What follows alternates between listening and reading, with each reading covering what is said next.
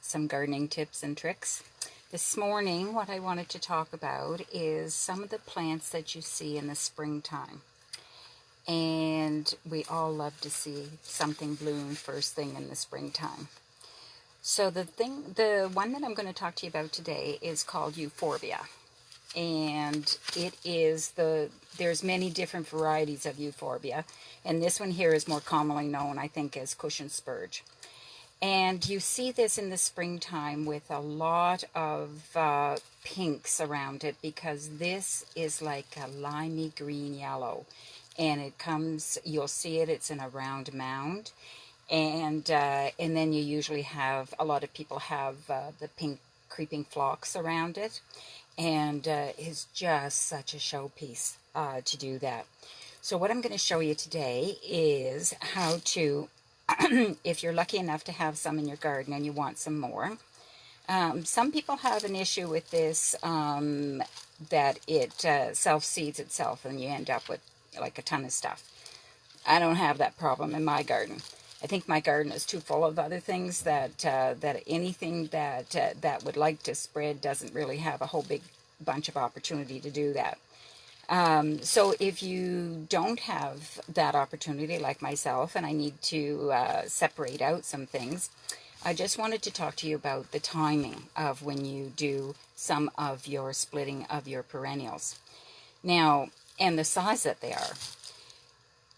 Outside, I had some of these cushion spurge, and I wanted to change them up to their position. In my garden, I always talk to my plants and I tell them that we have to have an understanding that just because I put you here this year, this might not be where you are all the time, because I'm forever moving things around. So this here is the one that I dug up. I dug up two. I dug up a big one and I dug up a small one. So this is the big one that I dug up. And look at the root system on that. This one here is probably about 5 years old, I would say.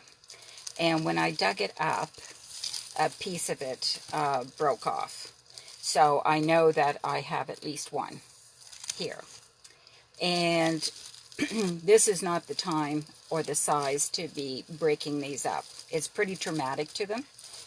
But I did dig this one up, and you will see in here, I think, that there's like a little split happening right in there. So instead of tearing it, I'm going to take my pruners or seculars, whatever you call them yourself, and I'm going to see now if I can show you guys at the same time as doing it, that right in here is where I'm going to cut it. Right in there. And then I'm just going to gently wiggle that apart, and there's another little part that's hanging on right here, so I'm going to clip that as well. And there I go. I've got another piece.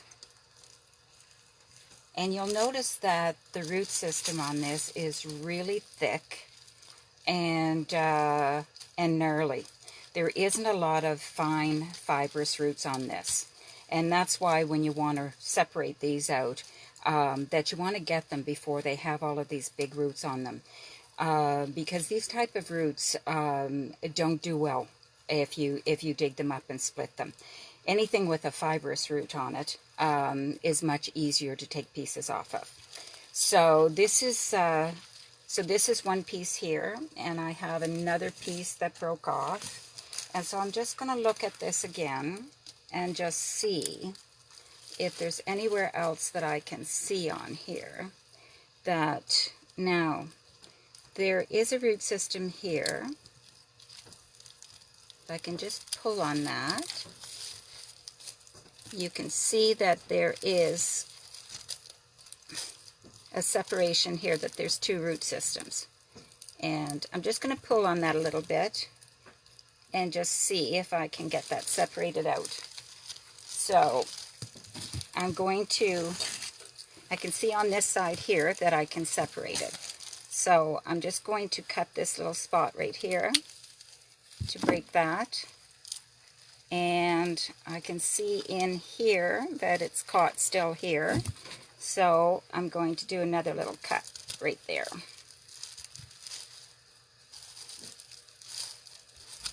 There we go. Oops, and another little bit. There we go. So now I have another piece.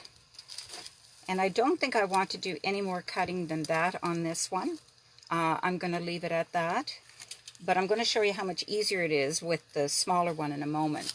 But when these first come up in the springtime, they're going to have all of these stick pieces on them. And you're going to want to chop those out of there. So the earlier you can do that, the less trauma you will have about cutting off the heads of the other guys that are starting to come up. Same with most of your perennials that you have to do some cleaning up in the springtime. But if you do this early enough, then you can get down pretty close without cutting off the new growth. So I'm just going to show you how to do that little bit there. And so that's really good. So now that's all cleaned up. And I'm going to show you what I do to pot this back up. Now, if it was in your garden, you would just dig out, you dig out a hole. And I would dig down, most perennials like at least 18 to 24 inches of depth. So when you're doing up your soil and doing up your gardening beds, you really need, for most perennials, they need 18 to 24 inches. Because if not, then a lot of the root systems are not going to have the space and the kind of soil that they need to grow well. So if your plants are not doing well, it's probably because the foundation you have them in, your ground, is not dug up enough, or you might not have enough nutrients and things down there. So, so if you're putting this right back in the ground, I would dig a pretty big hole, and then I would backfill it in. And if you wanted to, you could put in a little bit of bone meal and maybe some other fertilizer in with that. But I usually don't. My garden beds I top them up every year with manure and that. So so they're all pretty good. But yours might not be. So I'm just going to get a container here. So this is the one that was left over from a plant last year. So I'm just going to tuck him in there. And it's way longer than what this is here. But I'm just going to turn it around. Kind of corkscrew it down in there. There we go. And then I'm going to fill it up here. And you're going to want to fill it up to the crown. And if you're not sure what a crown is, it's where the root and the plant that comes up out of the ground meet. So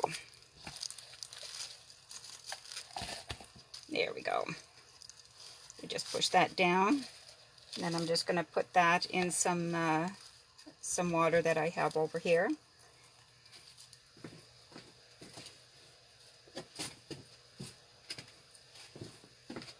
Now I'm going to show you, I'm just going to take these big guys out of here. And I'm going to show you what a smaller one looks like. Now this is a smaller one, and this is probably a really good size if you wanted to separate out.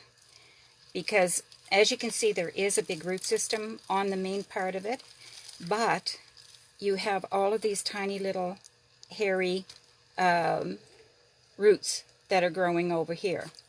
So this is where you can snip this off right here. Now you might lose a little bit of it.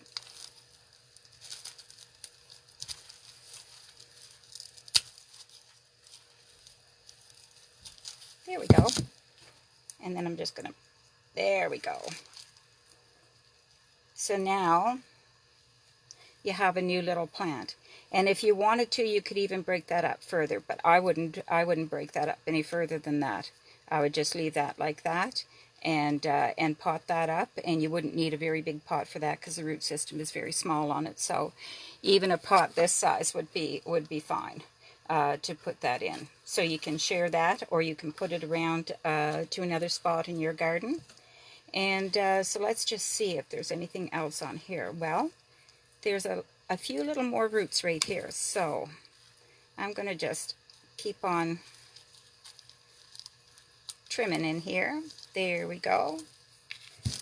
So this is enough of a root system on this to help this plant. Now I see that I've got some pieces that are falling off here.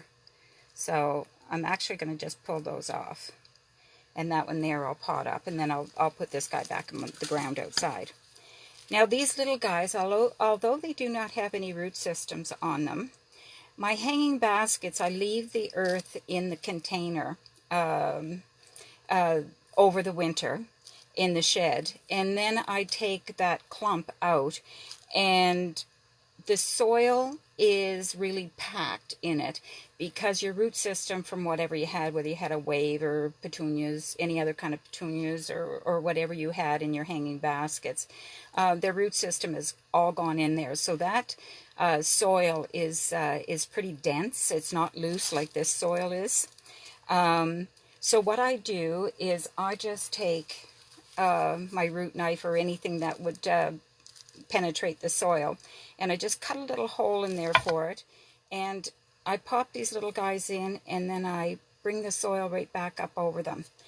And I'll do that to all kinds of different plants that get broken off. I do this because I just like to see if I can save them, I guess. So anyways, I do that, but I take that and I keep it well watered, and I put it in the shade because these guys don't have a root system on them yet. So you can't put them in the sun because that's too much trauma for them.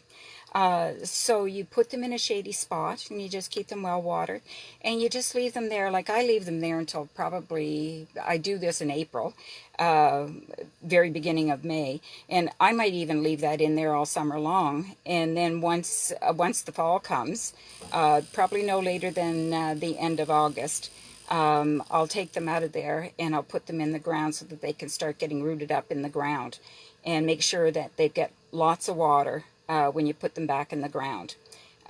Because if the root systems don't get good enough over the winter or in the fall, then they're going to pop out of the ground because they don't have anything to hold them into the ground. So, and if you put them in too late, then why not put a little bit of boughs or something over top of them just to give them a little bit of added protection so that they don't pop out of the ground. So that's what I'm going to do with all of these little bits that fell off, and I have really good luck with that. I know a lot of people that are beginners, you don't want to maybe try something like that.